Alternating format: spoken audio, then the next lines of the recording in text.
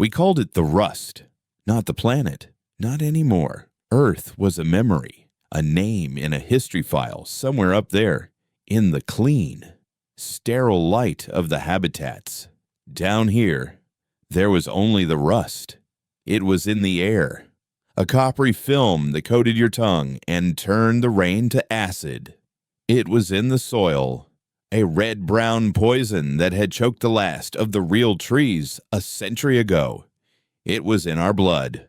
A slow decay we fought with scavenged filters and black market gene mods that always seemed to fail a generation down the line. We were the forgotten, the baseline humans left behind when the great exodus began.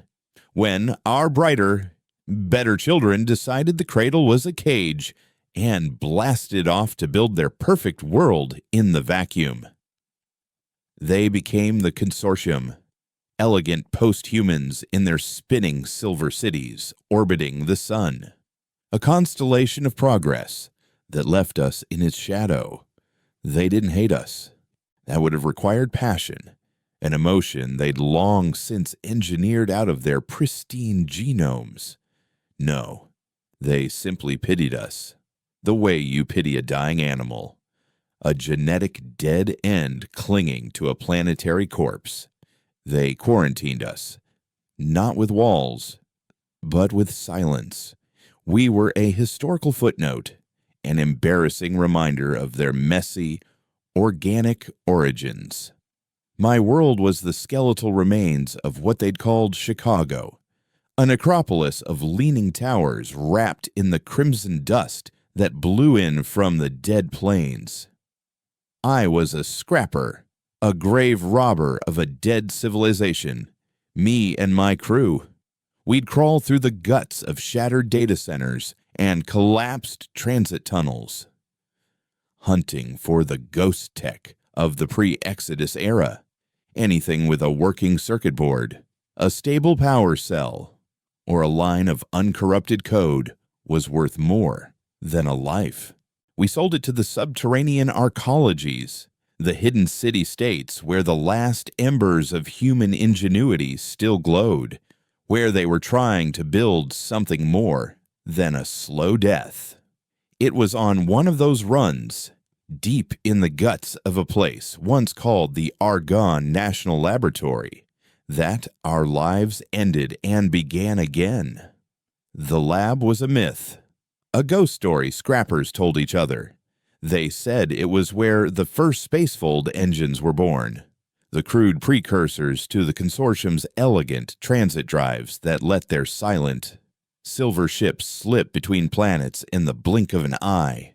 Most thought it was a death trap, flooded with ancient radiation and guarded by rogue security drones.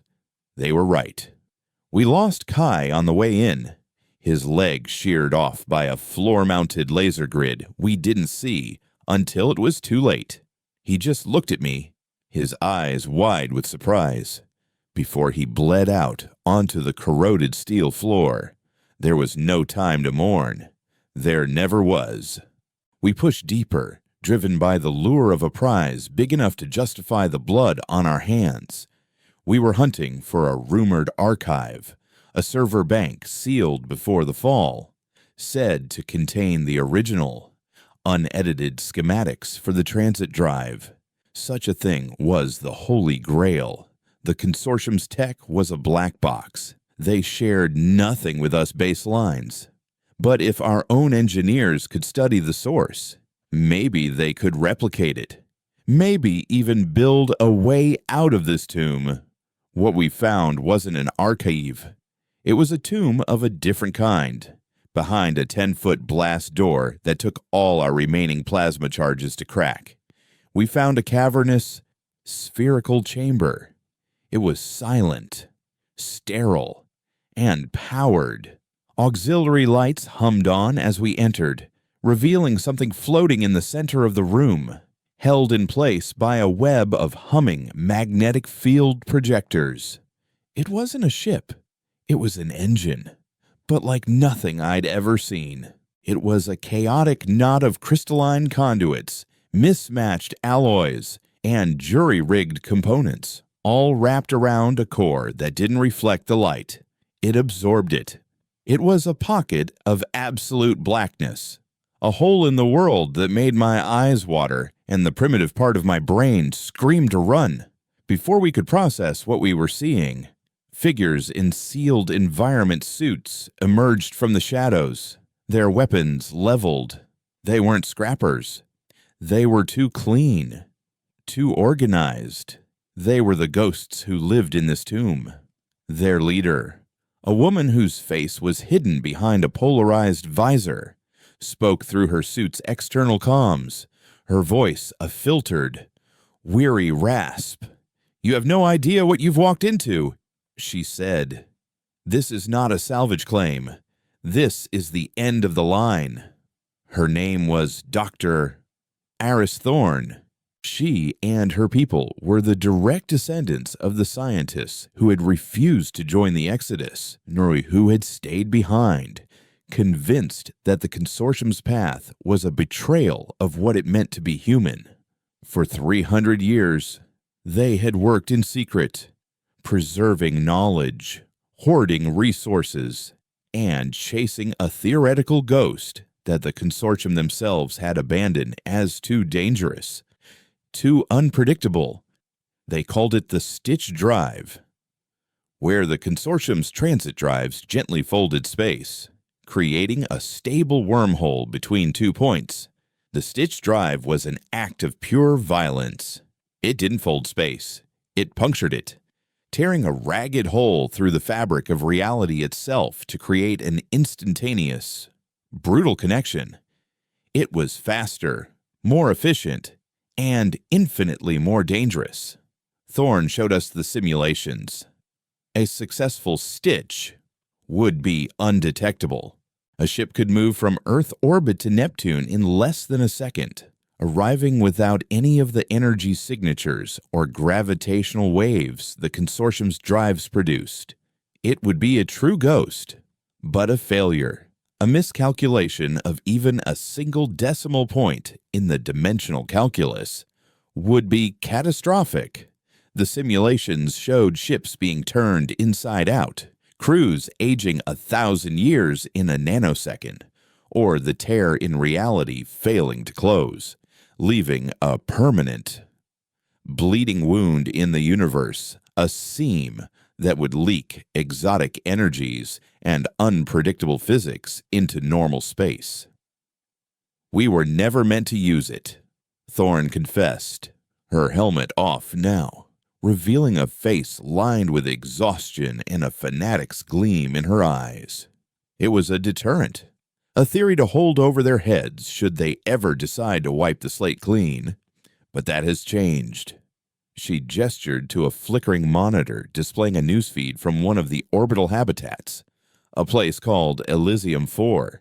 It was a refuge for baselines who had, through luck or service, earned a ticket off-world, a place of green parks and clean air, a gilded cage just outside the consortium's perfect cities. Or it had been. The feed showed Elysium 4 being disassembled, piece by cold, silent consortium drones. There had been an outbreak, a mutation of the lung rot that was so common on Earth. The consortium's official statement was one of regretful necessity. The habitat had to be sterilized to prevent any risk of contagion reaching their pristine populations. A quarantine action, 3 million souls, erased with the clinical detachment of an exterminator clearing a pest infestation. My brother, Liam, had been on Elysium 4. I had spent every credit I'd ever earned, called in every favor, to get him a spot there 7 years ago. He was brilliant, a biotechnician who thought he could find a cure for the rust, for the slow decay in our genes. He was my only family, the only reason I kept crawling through the ruins day after day. The consortium's broadcast didn't even call them people. It referred to them as biological units. Liam was a biological unit, sanitized for their safety. The grief was a physical thing, a white-hot stone in my gut that burned away every other thought, every other feeling. The holy grail I had been searching for, the hope of a way out, was a lie. There was no escape. There was no reasoning with a force that saw your existence as a disease. There was only the rust, and the silence they would grant you when you finally stopped breathing. I looked at the engine, at the hole in the world hanging in the magnetic field. I didn't see a deterrent anymore. I saw a weapon. "You've never tested it, have you?" I asked Thorn, my voice flat and dead. "A full-scale jump with a piloted vessel." She shook her head. "The risks are astronomical. The prototype vessel is barely spaceworthy. We have no pilot, no crew willing to take that chance." My own crew, the 3 who had survived the trek with me, looked at each other, then at me. They knew. They saw the look in my eyes. They'd seen it before in scrappers who'd lost everything. The one that came right before they did something incredibly brave or monumentally stupid. "You have a pilot now," I said, my gaze fixed on the black heart of the engine. The ship they had built around the drive was a monstrosity, cobbled together from the scavenged husks of a dozen different pre-Exodus vessels. It had the cockpit of a planetary shuttle, the hull of a deep space freighter, and the heat sinks of a military dropship, all welded and bolted together in a way that screamed desperation. It had no elegance, no grace.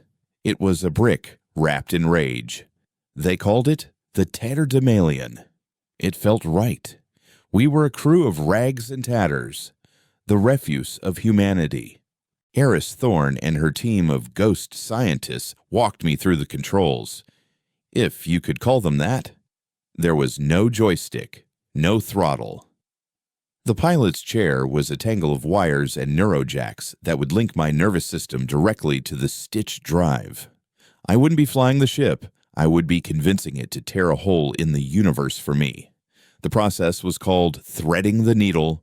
I would have to visualize the exit point, hold the 3-dimensional coordinates steady in my mind's eye, and then provide the spark of will, the sheer, focused intent. That would initiate the stitch. If my concentration wavered, if my will wasn't absolute, the stitch would unravel, and we would become a new and interesting problem for theoretical physicists. Thorn's final warning echoed in my ears as they sealed the cockpit. "Whatever you do, Ilara, don't look into the seam. Your mind is the anchor. If you let go, if you let your perception get drawn into the tear, it won't be able to close. You'll pull the wound open with you." We launched under the cover of a continent-spanning dust storm, a red cyclone that blinded the consortium's orbital sensors. Our ascent was brutal, a bone-jarring climb on chemical rockets that felt like being kicked into the sky. We broke through the toxic orange clouds into the sudden, shocking clarity of space. And there they were, the consortium's worlds, a string of brilliant diamonds against the black velvet of space. Silent, perfect, serene. Far below, the rust-covered corpse of our world spun on, ignored. In the distance, I could see the transit hub near Jupiter, a ring of silver light where their ships slipped in and out of their gentle, controlled wormholes, moving with an effortless grace that was an insult to everything we had ever suffered. Our target was a consortium listening post in the Trojan asteroids, a place they called Sentinel-9. It was a small, automated station, but it was the linchpin of their quarantined surveillance grid. Taking it out wouldn't win a war, but it would be a scream they couldn't ignore. It would prove their cage wasn't as secure as they thought. I lowered the pilot's helmet, felt the cold kiss of the neurojacks connecting at the base of my skull. The world dissolved into a sea of data, a river of pure information flowing from the stitch drive. I could feel the ship around me, not as a machine, but as an extension of my own body.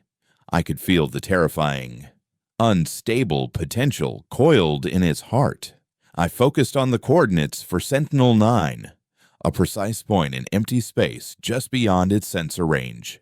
I pictured it, built it in my mind, held it there against the rising tide of fear and rage.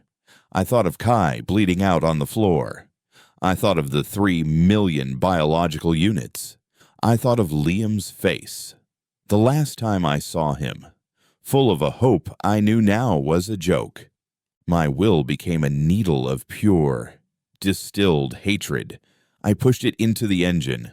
The world didn't lurch or shake. It simply ceased to exist. For a single, eternal moment, there was nothing. No light, no sound, no space, no time. I was a point of consciousness, adrift in a sea of non-being. And then I saw it. The seam, the tear, a shimmering, iridescent wound in the nothingness, a crack in the skin of reality. Thorn's warning screamed in my head, but I couldn't look away. It was beautiful. It was full of colors my eyes weren't built to see, full of shapes that defied geometry. I felt a pull, a seductive whisper promising answers to questions the universe was never meant to ask. I saw flashes, glimpses of other places, other times, a city of crystalline towers under a binary sun, a fleet of organic ships locked in a silent, deadly ballet, a single, giant eye opening in the heart of a nebula. My focus wavered. The ship shuddered, not in real space, but in my soul. The seam began to widen, the whispers becoming a roar. We were about to be lost, an unraveled thread in the tapestry of everything. With a surge of pure terror, I slammed my will shut. I thought of Earth. I thought of the rust. I thought of the promise I had made to Liam's memory. The needle found its mark. The universe snapped back into place like a rubber band. The stars were in the window. The alarms were screaming. My nose was bleeding, and the metallic tang of it mixed with the copper of the rust that was always on my tongue. We were floating in the silent dark, the Trojan asteroids a field of jagged shadows around us. According to the chronometer, the entire trip had taken 1.2 seconds, but when I looked at the external cameras, I saw it. A faint, shimmering line behind us, hanging in the void. A scar. It was barely visible. A flicker of distorted light, like heat haze on a summer road. It was the wound we had left in the world, the ragged edge of the hole we had torn, and it wasn't closing. The silence that followed the alarms was worse than the noise.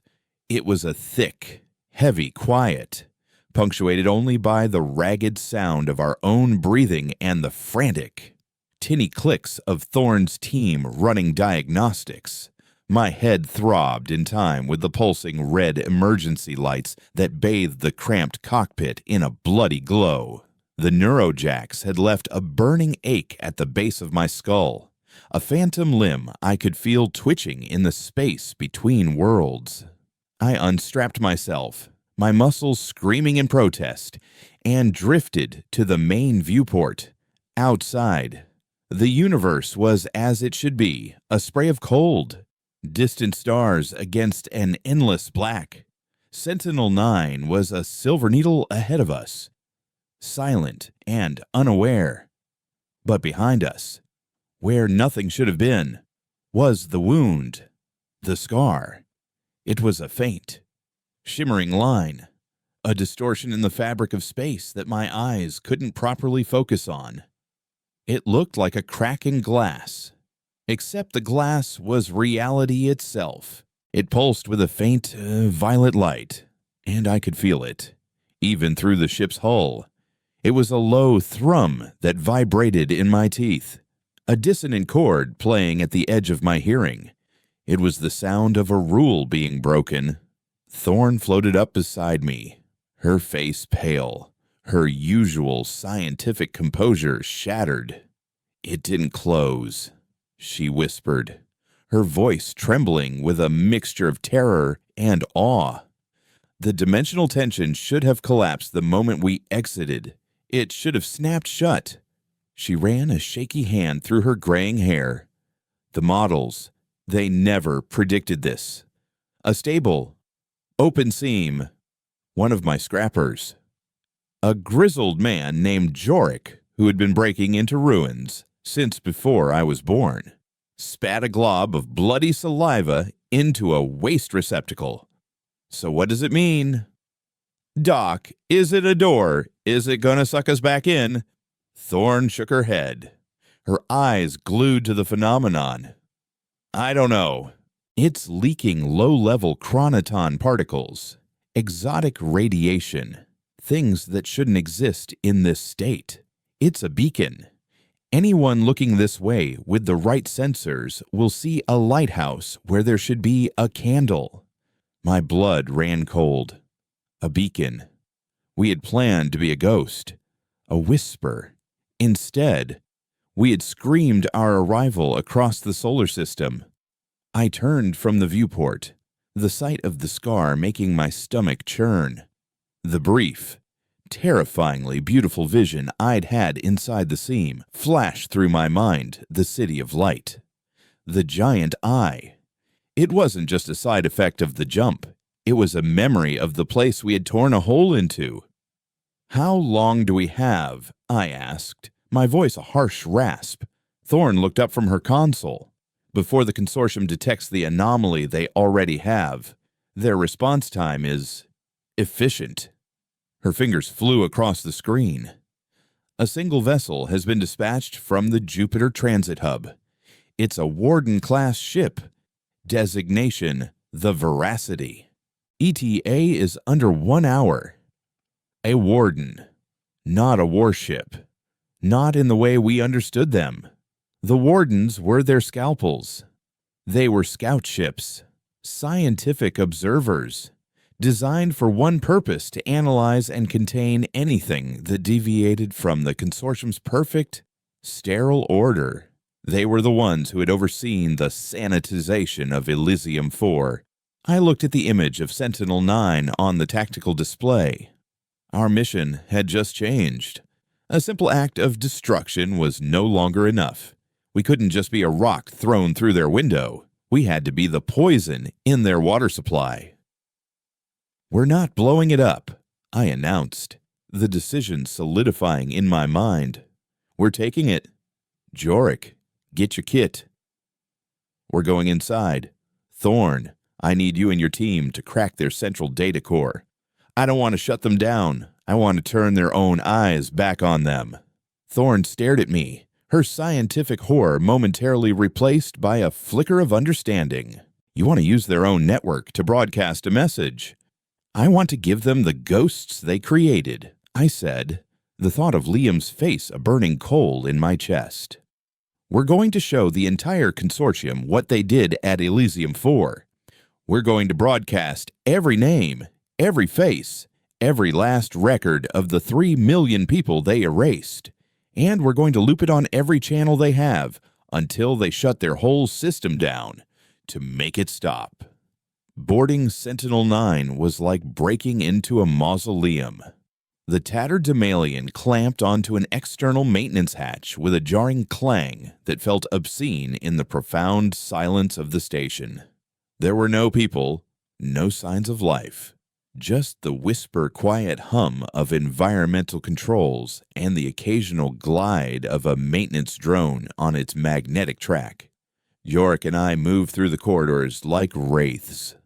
The station was all clean white surfaces, soft recessed lighting, and seamless construction. It was the aesthetic of a people who had forgotten what it was like to bleed.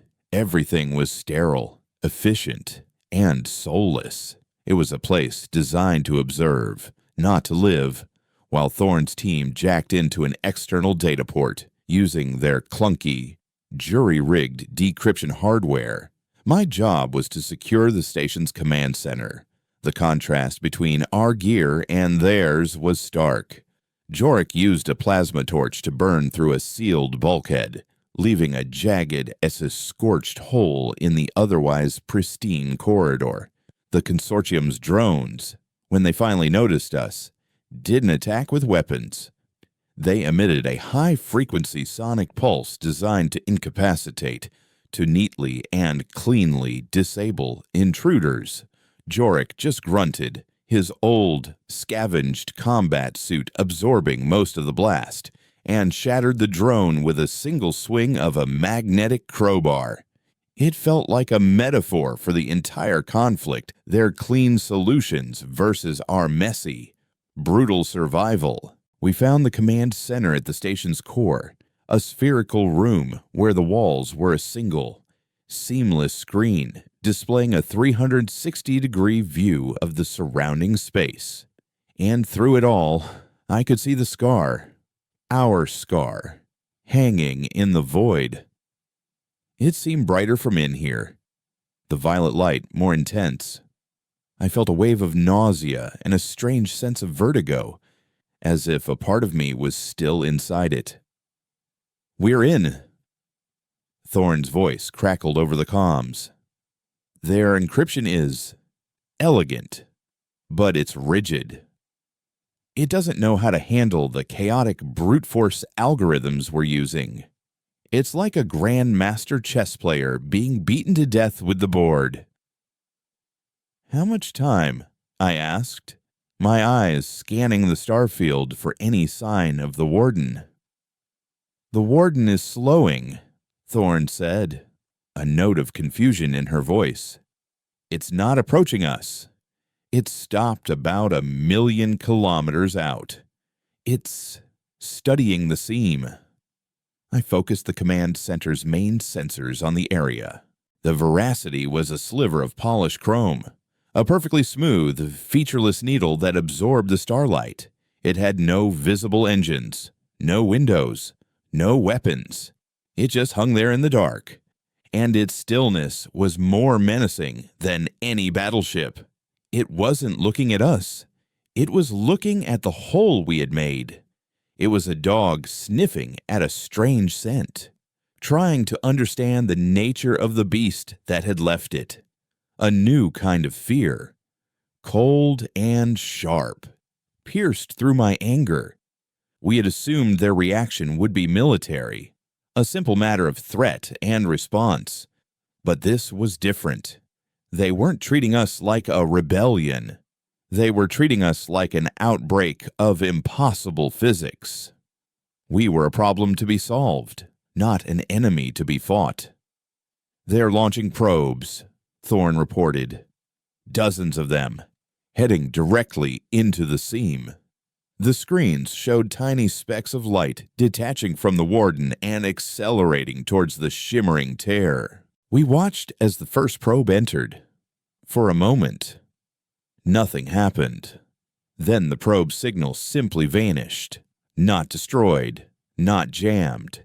It just ceased to be, as if it had never existed at all. The other probes continued, one by one, and each met the same fate. They were feeding their own technology into the wound, sacrificing it just to get a flicker of data on what was inside. "We're running out of time," I said, a new urgency in my voice. "Thorne, start the broadcast, now. I need another 10 minutes to secure the core and lock them out of their own system," she protested. "You have 5. A new alarm began to chime, a soft, melodic sound that was somehow more terrifying than our own blaring sirens. A calm, synthesized voice filled the station. "Unscheduled biological presence detected. Containment protocols initiated. Atmosphere will be vented in 3 minutes." The perfect white walls began to slide open, revealing thick plates of reinforced metal. They weren't just going to flush the air, they were going to entomb us. "Time's up," Jorik grunted, hefting his crowbar. "Let's go." We sprinted back through the corridors, the melodic countdown echoing around us. Thorn's voice came over the comm, strained with effort. "The core is ours. I'm uploading the Elysium file now. It's working. Oh, gods, it's working." As we scrambled back into the tatterdemalion and sealed the outer hatch, every screen in the station, and by extension, every public screen in the consortium network, flickered. The serene star fields and placid news feeds were replaced by a face. A young woman, smiling, her eyes full of life. Then another, an old man, a child holding a toy. Thousands of them, millions of them, flashing by, one after another, their names appearing in stark block letters beneath their portraits. There was no sound, just the silent, accusing litany of the dead. I saw Liam. For a split second, his face filled the screens. His familiar, hopeful smile, a dagger in my heart. "Get us out of here," I choked out, stumbling into the pilot's chair, the neurojacks feeling like ice against my skin. The engines roared to life as the station's atmosphere began to hiss out into the void. I didn't need coordinates this time. There was only one direction to go away. I connected with the drive, the familiar sea of data rushing in. The fear was still there, but this time, something else was mixed with it. A strange curiosity, a pull. As the stitch drive engaged and the world dissolved, I did something Thorn had forbidden, something my own survival instincts screamed against. As the seam opened before me, I didn't just look. I reached out with my mind. I wanted to know what it was. The whispers were louder this time. Not just sights, but feelings, emotions, the loneliness of a dying star, the joy of a nebula giving birth, the cold, patient hunger of a black hole, and beneath it all, something else, something aware, a presence that had been sleeping and had been stirred by our violent intrusion. It wasn't hostile. It was surprised. It felt our presence, a tiny, fleeting spark of rage and grief, and it turned its attention towards us. In that infinitesimal moment, I understood. The consortium wasn't the only power in the universe. They were just the loudest children in a very old, very quiet house. And we had just kicked down the door to a room that was supposed to stay locked forever. We snapped back into real space with a violent shudder that threw me against my restraints. The ship was screaming, systems failing all around us. We were adrift, somewhere in the empty space between the asteroid belt and Mars. But we were alive.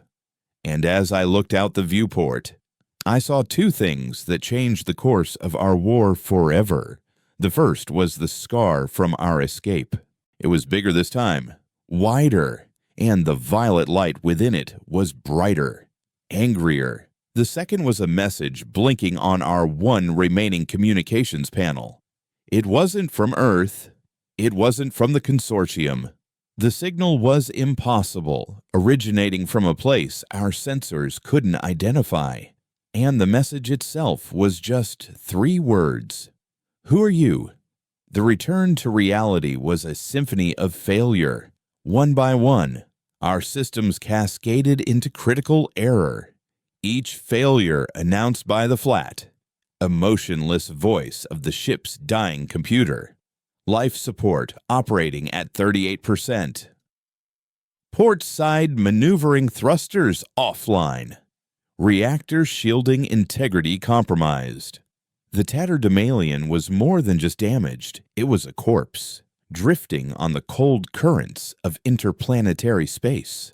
Yorick was already working, his face a mask of grim concentration as he bypassed burnt-out conduits and tried to coax a flicker of life back into our main power relay. Thorn had abandoned her scientific instruments and was frantically patching a crack in the cockpit's viewport with emergency sealant, the clear gel hardening into an ugly, opaque scar.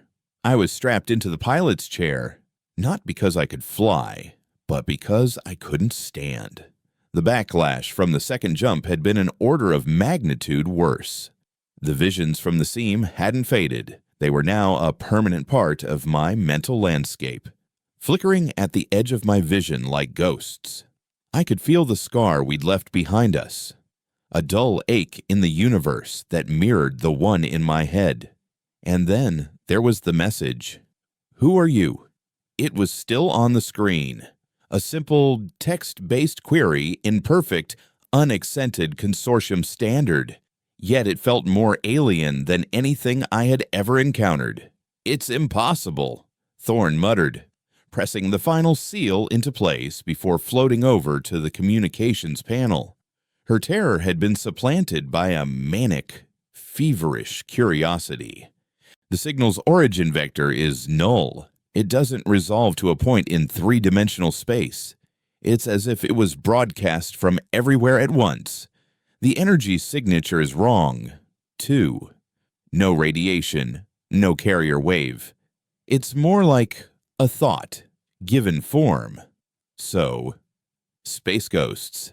Jorik grunted, wiping a slick of grease from his forehead. "Great. Just what we needed."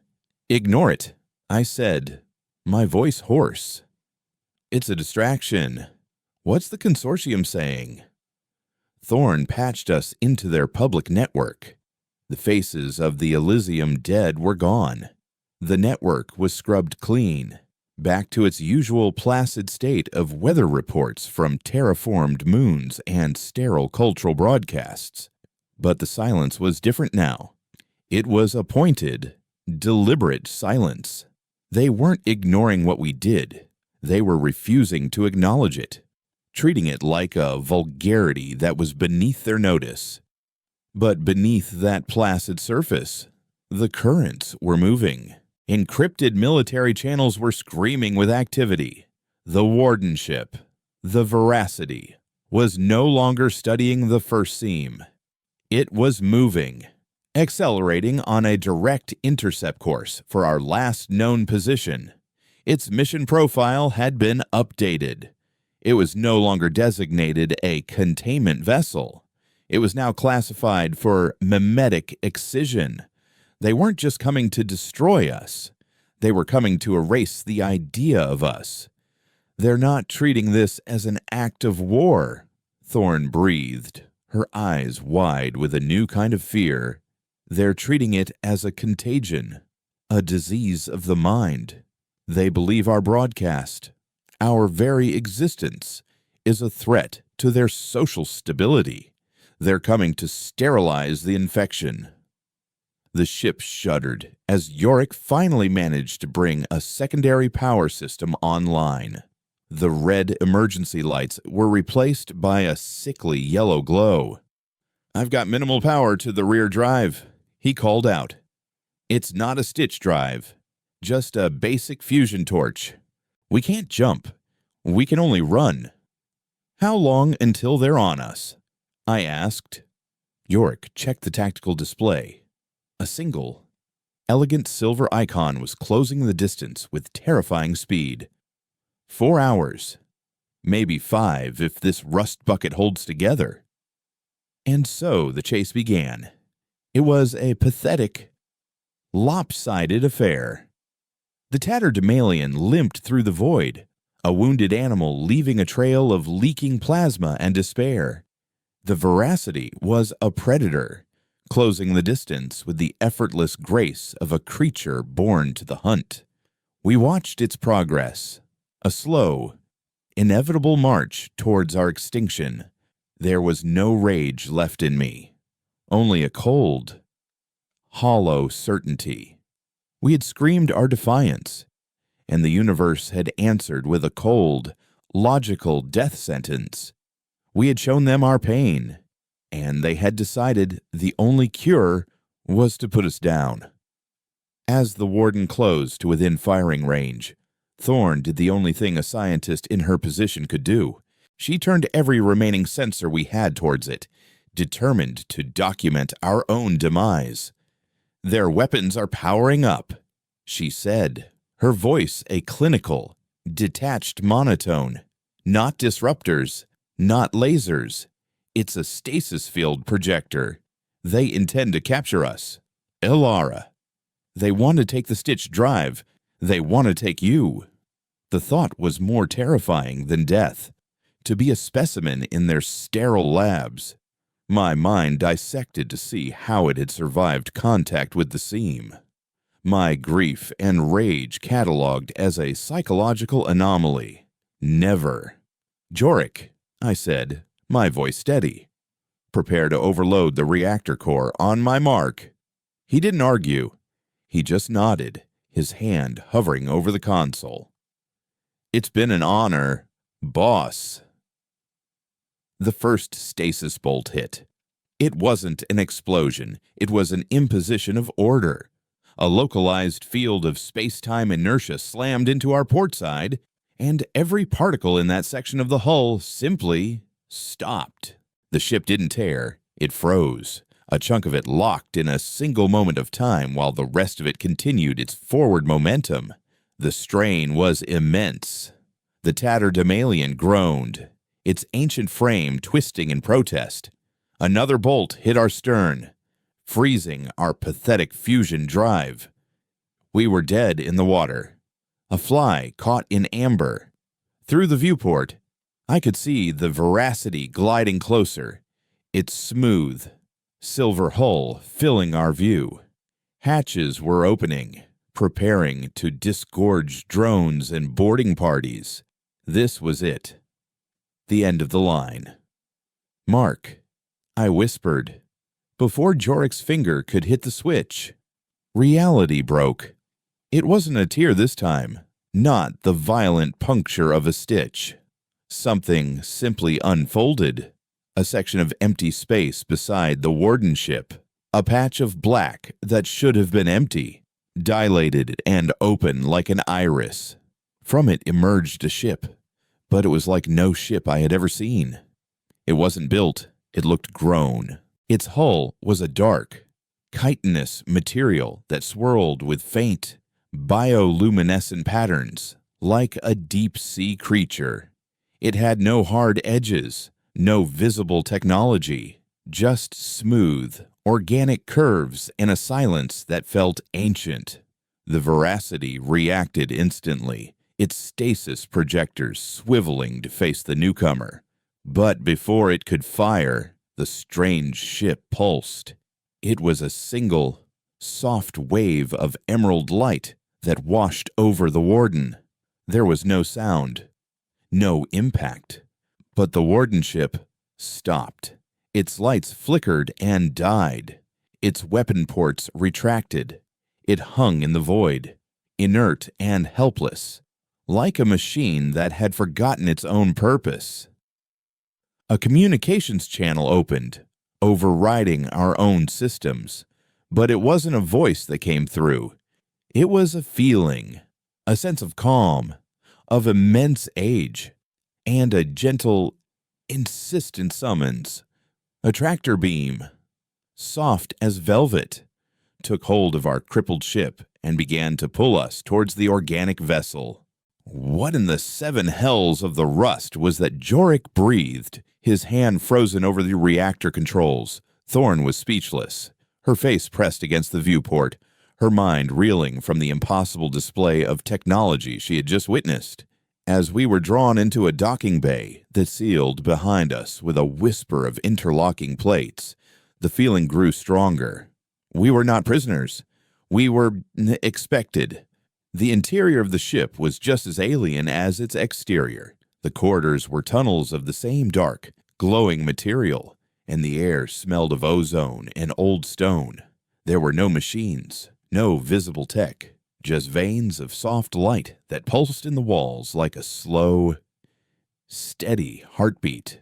We were led by the feeling, the gentle psychic pull, to a large, circular chamber at the heart of the ship. In the center stood a man. He was human, or at least he had been once. He was old, his face a road map of centuries, but his eyes were clear and sharp. He wore simple gray robes, and he stood with a stillness that spoke of immense patience.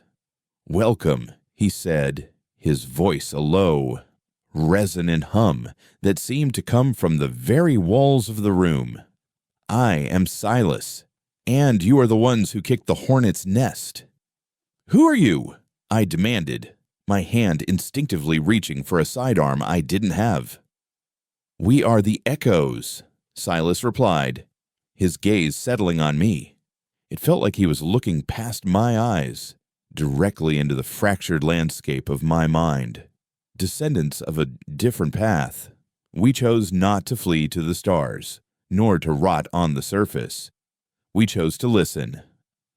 "You sent the message," Thorn realized, her voice filled with awe.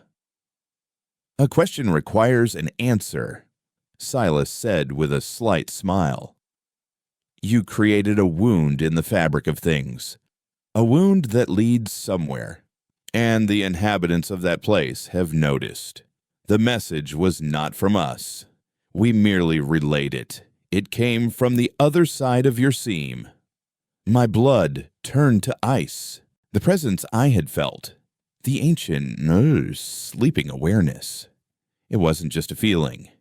It was real, and it was talking to us. "The consortium is a child playing with firecrackers in a library," Silas continued, his expression turning grave. "They are loud, arrogant, and blind to the true nature of the silence they inhabit. You, in your rage, did not light a firecracker. You detonated a bomb. You have shown them a door they never knew existed, and now something is looking through the keyhole. That is why we brought you here. The war you think you are fighting with the consortium is over. It was over the moment you made that first jump. The real war is just beginning, and it is not for territory or for resources. It is a war for the right of reality to exist at all." The chamber where Silas stood felt less like a room and more like a captured moment. The air was still, carrying a scent I couldn't place. Something like petrichor and old paper. The gentle, bioluminescent light that pulsed from the walls seemed to respond to Silas's mood, brightening slightly with his words, dimming when he paused. He was the center of this impossible place, the calm eye of a storm we hadn't even known was raging. Yorick stood tense and coiled, a predator in a cage he didn't understand. Thorn, however, was in her element. The fear had been burned away, replaced by an insatiable, scientific hunger. She looked around the organic chamber not with suspicion, but with a desperate need to comprehend. She was a cartographer who had just been shown a new continent. "The Echoes," I repeated, the name tasting strange on my tongue. "You're human. From Earth." Silas nodded. "Originally, our ancestors were the quantum physicists, the theoretical mathematicians, the philosophers of the pre-Exodus era. They saw where the consortium's path of genetic purity and sterile logic would lead. They believed that humanity's greatest strength wasn't in perfecting the body or conquering space, but in understanding the fundamental nature of consciousness itself." He gestured to the softly glowing walls. "This ship, this place we call the Resonance, is not a machine. It is a shared thought, a collective consciousness given physical form. We do not travel through space. We convince space that we are somewhere else. You think your ships into existence." Thorn breathed, her voice trembling with the sheer weight of the concept. It is more complex than that, Silas said gently. But yes, we found a back door, not through the violent puncture of your stitch drive, but through a deeper, quieter connection.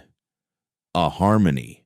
We learned to listen to the universe's background hum, the echo of its creation, and in that listening, we found other voices. The thing on the other side of the seam, I said, the words feeling cold and heavy. Well, what is it? Silas's serene expression tightened for the first time. The light in the room seemed to flicker, as if in sympathy. We do not have a name for it. Names are a human conceit, a way to put a box around the infinite. It is a consciousness, but not as we understand it. It is an intelligence that exists outside of linear time and physical law. It is ancient, vast, and until you tore a hole into its perception, it was unaware of us. It is a mind. He looked directly at me, and his gaze was heavy with a sorrow that felt centuries old. Your stitch drive does not just tear a hole in space. It tears a hole in perception. It creates a window. And what this mind sees through that window, it desires to understand. And its method of understanding is assimilation. The memory of the probe vanishing into the seam flashed through my mind. Not destroyed. Erased. Understood. The consortium's probes. Our ship. It's learning about us.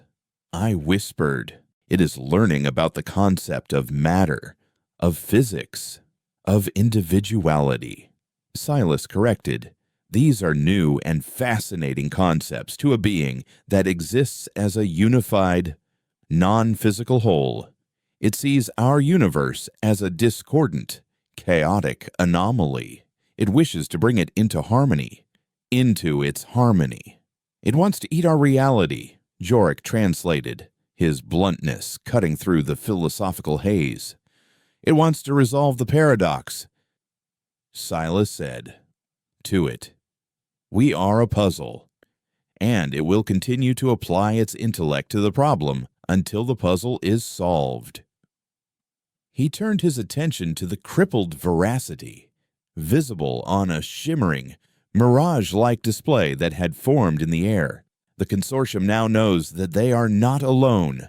Their precious, ordered universe has been violated. They will not see a philosophical threat. They will see a rival power. Their response will be absolute. They will attempt to weaponize what you have discovered.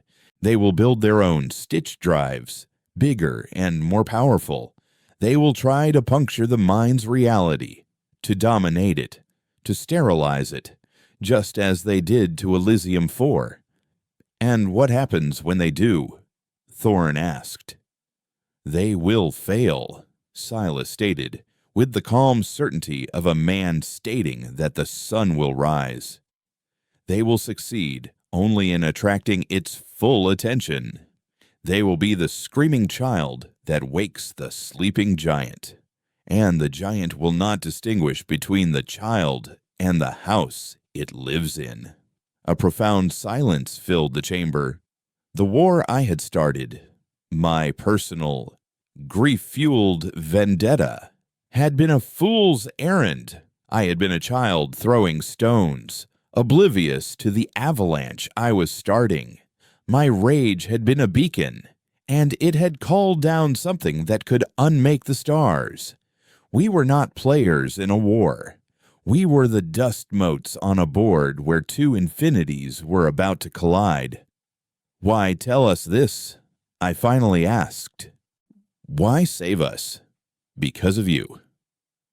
Ilara, Silas said, his ancient eyes locking onto mine again. You did not just pilot the stitch drive. You connected with it. You looked into the seam, and it looked back into you. Most minds would have shattered. Yours. Bent. It adapted. You carry a trace of it with you now. a splinter of its perception lodged in your own. You are an anomaly to it, a paradox it cannot immediately solve. You are the only thing in this universe that it is curious about. I thought of the impossible message. Who are you?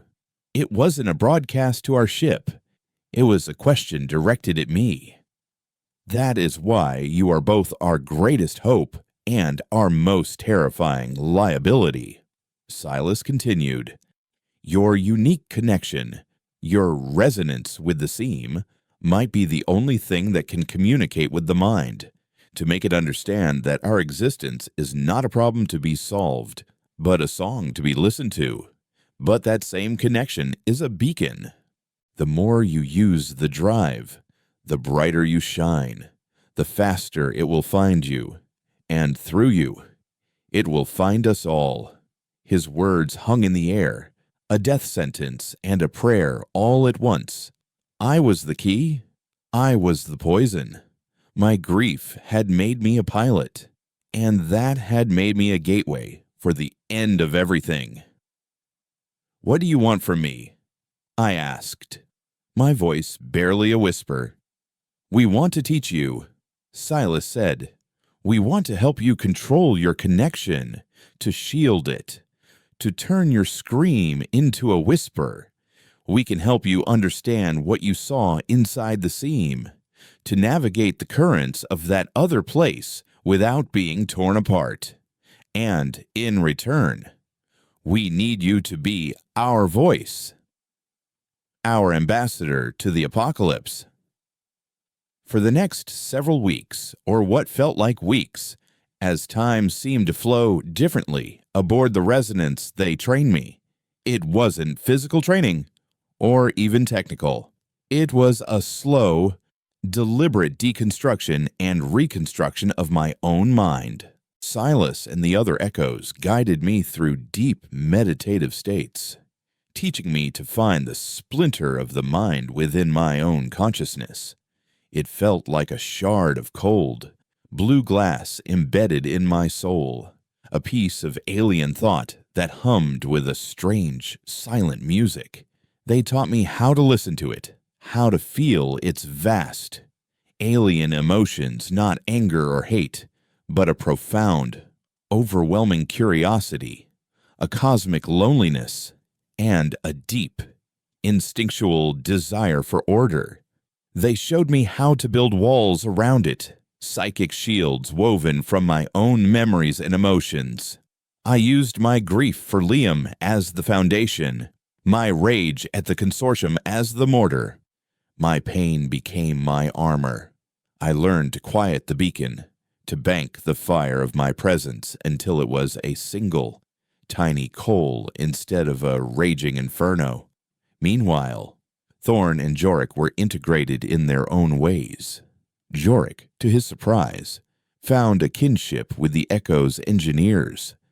Though their methods were worlds apart, his of scavenged parts and brute force, theirs of focused will and organic growth, they shared a fundamental understanding of systems, of cause and effect. He helped them repair the tatterdemalion, not just patching its wounds, but integrating their strange, living technology with its rusted, angry heart. The ship was reborn, its systems now a hybrid of machine and thought. Thorn was given access to their archives, a library of knowledge that existed not on data crystals, but in a shared psychic space. She drank it in like a woman dying of thirst. She learned of their history, of their centuries spent in silent observation, watching the consortium grow into a sterile empire and their own forsaken brethren wither on a poisoned earth.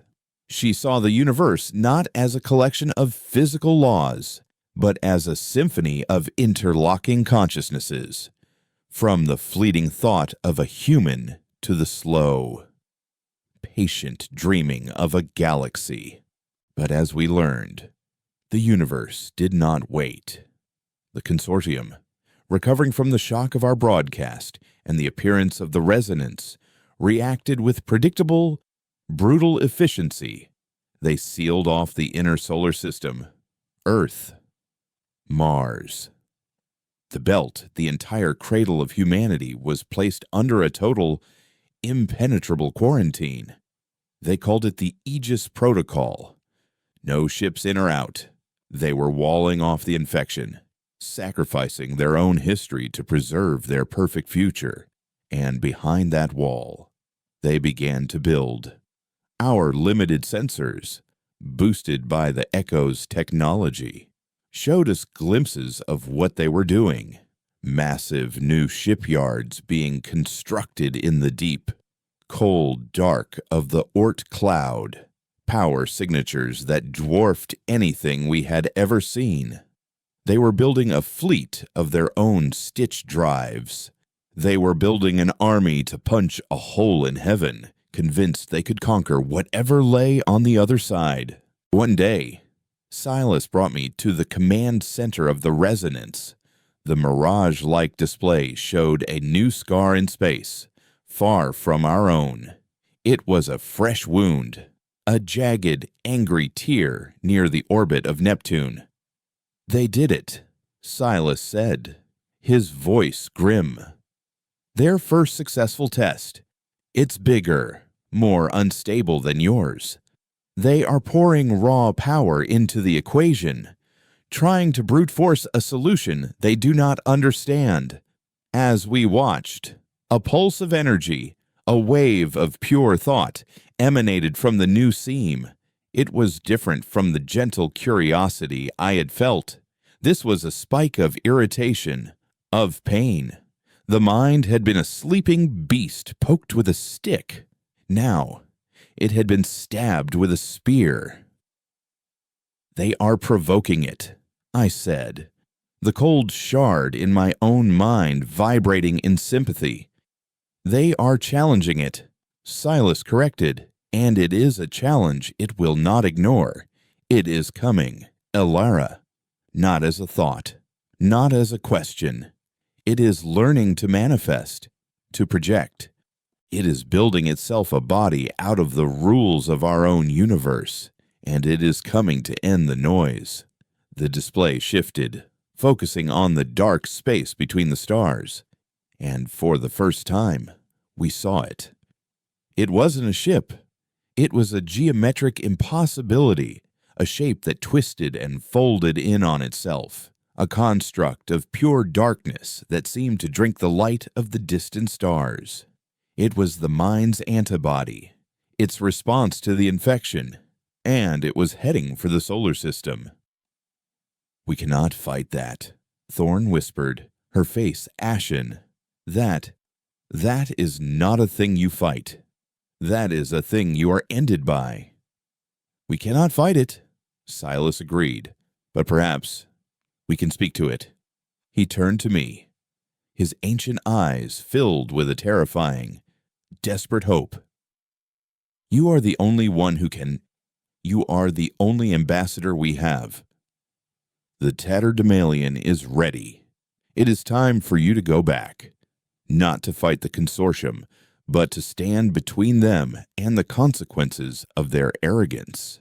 You must make the mind understand that we are not a disease. We are just lost." The journey back was a silent pilgrimage. The newly christened Tatterdemalion, no longer a patchwork of junk, but a seamless fusion of rusted steel and living. Crystalline circuitry slipped through the void with an unnerving grace. Jorik was at the helm, his calloused hands resting on controls that now glowed with a soft, internal light, responding to his thoughts as much as his touch. Thorn was a ghost, flitting between sensor arrays that displayed data in swirling, holographic nebulae, trying to quantify the unquantifiable. I sat in the pilot's chair, the neurojacks cold against my skin, a silent passenger in my own ship. My real journey was inward. Silas's training had given me a semblance of control, but it was like holding a leash on a black hole. The shard of the mind within me was a constant presence, a cold, clear note in the chaotic static of my own consciousness. It no longer screamed, it whispered. It showed me things, the silent, intricate dance of cosmic dust forming a star, the slow, patient erosion of a mountain range over 1,000,000 years, the terrifying, beautiful simplicity of a universe without life. It showed me its perspective, a universe of perfect mathematical harmony, disrupted by the loud, messy, unpredictable variable of biological existence. It wasn't evil, it was a gardener, and we were the weeds. As we crossed the threshold of the Aegis Protocol, the quarantine wall the consortium had built, the silence was broken. An armada of silver ships materialized around us.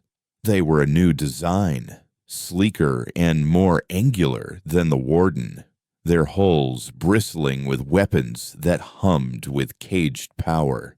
They didn't hail us. They didn't issue warnings. They simply opened fire. But their weapons, bolts of coherent light and focused gravity, didn't impact our hull.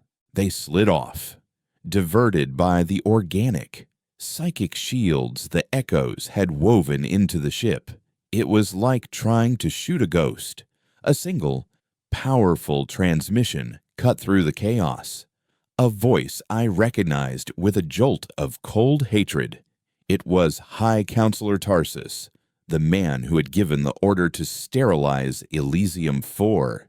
His face appeared on our main screen, no longer the placid, detached administrator, but a man possessed by a cold, righteous fury. "Anomaly vessel," he declared, his voice ringing with absolute certainty. "You are a vector for a mimetic contagion. You have brought a foreign absolute into our ordered reality. Surrender your vessel and the aberrant pilot. We have developed a countermeasure. We will excise this conceptual error and restore balance." "They don't understand," Thorn whispered, watching the futile assault. "They think it's an enemy they can fight, a variable they can solve." "Let me talk to him," I said, my voice quiet. The neurojacks engaged, and my own face replaced Tarsus's on the screens of the consortium fleet. I looked older, my eyes hollowed out by things no human was meant to see. "You are the conceptual error, Tarsus," I said, my voice amplified by the ship's psychic resonators, carrying a weight that felt far older than my years. "You looked at 3,000,000 living souls and saw a rounding error. You looked at the infinite and saw a rival to be conquered. You are the noise that has woken the silence." Tarsus's face tightened. "Your nihilistic poetry is irrelevant. We have mastered the puncture. We have built our own ghosts. We will force this mind to submit to our logic." He gestured, and behind his fleet, a new ship warped into existence. It was a monster, a kilometer-long behemoth of black metal and glowing conduits, a weaponized version of the Argonne Labs prototype. It was the culmination of their arrogance, a spear designed to kill a god they couldn't comprehend. At its heart, I could feel it, a massive, brutally powerful stitch drive, ready to tear the biggest hole yet in the fabric of reality. But before they could fire, it arrived. The mind's antibody, the geometric impossibility, unfolded itself from the space between them and us. Its presence was absolute. The consortium ships, for all their power, seemed like toys before it. The stars themselves seemed to dim, as if afraid to shine in its presence. Panic ripped through the consortium fleet. Their perfect, ordered formations broke. Their cold logic shattered against the wall of pure, unadulterated impossibility. Some ships fired on it, their most powerful weapons vanishing against its dark, shifting form without effect. Others simply turned and fled. Tarsus watched, his face a mask of disbelief, his entire worldview dissolving in the face of a truth that refused to be calculated. This was my chance. This was the moment for which Silas had prepared me. I closed my eyes, pushed past the fear and the anger, and reached for the cold shard of the mind within me. I didn't try to fight it. I didn't try to control it. I opened the door. I let it see. I projected my own memories, my own grief, not as a weapon, but as an offering. Liam's face, smiling. Kai, bleeding out on a steel floor, the red dust of earth coating everything in a film of slow decay. The silent, accusing fosses of the Elysium dead. I showed it pain. I showed it love. I showed it loyalty and betrayal, hope and despair. I showed it the beautiful, terrible, illogical chaos of a single human life. I offered our imperfection, our messiness, as a feature, not a bug. We are not a paradox to be solved. I screamed into the void with all the force of my being. We are a song you have not yet learned to hear. The antibody paused. It's relentless. Forward momentum ceased. The psychic pressure it was exerting on the system lessened. For the first time, it was not acting, it was listening. Through my connection, I felt a wave of confusion, a reevaluation. The gardener had stopped to look at the weed, and, for the first time, was seeing it as a flower. But the consortium was not done. Tarsus, his face pale with sweat, his logic broken, fell back on the only thing he had left force. "Fire!" he screamed, his voice cracking. "Rip it out of our universe." The behemoth ship's main weapon charged, the energy gathering at its tip, tearing a small, unstable seam in the space before it. It was a desperate, suicidal act. They were going to detonate their stitch drive like a bomb, hoping to annihilate both the antibody and us in a wave of uncontrolled reality decay. "Alara, they're going to collapse this entire sector of space," Thorne yelled. I knew we couldn't stop them, but perhaps I didn't have to.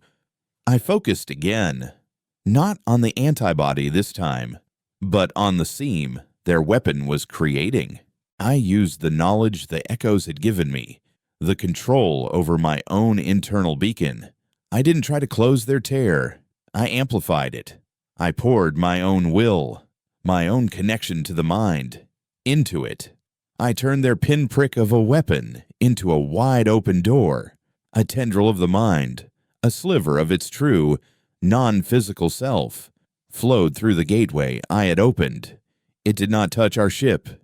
It did not touch the antibody. It touched the consortium's weapon. There was no explosion.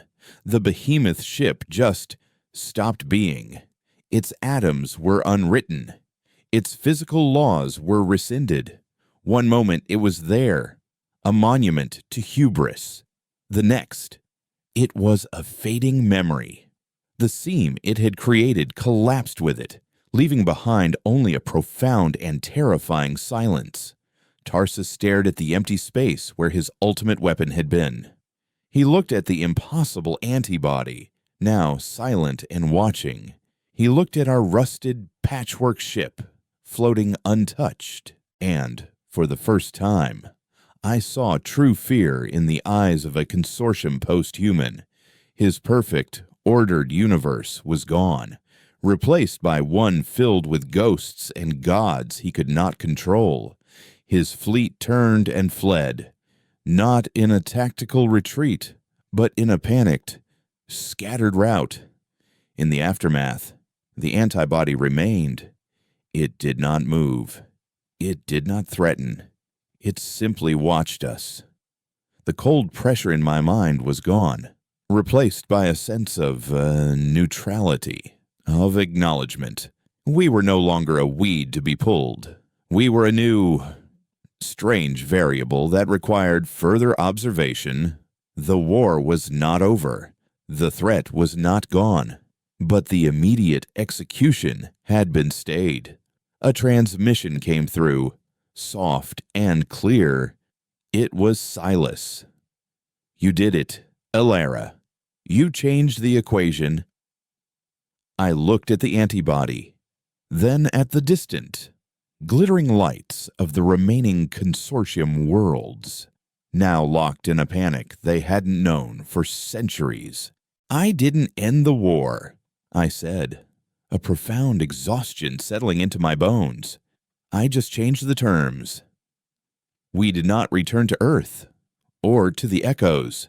There was no going back. We were something new now, neither scrappers of the rust nor citizens of the consortium. We were ambassadors, emissaries to an entity that existed outside of our reality. Our mission was no longer about revenge or even survival. It was about balance. We flew the tatterdemalion into the deep, empty spaces between the stars, positioning ourselves as the silent guardians of the scars we had created. We became the keepers of the seams, the watchers on the wall between two realities. The consortium would rebuild. Their logic would reassert itself, and they would try again to master what they could not understand. The mind would watch, its alien curiosity slowly turning to understanding, or perhaps to judgment, and we would be there, in the middle, a single rusted, impossible ship, a testament to the fact that sometimes the only way to save the universe from the gods is to show them the beautiful, terrible, unbreakable heart of a single, grieving human.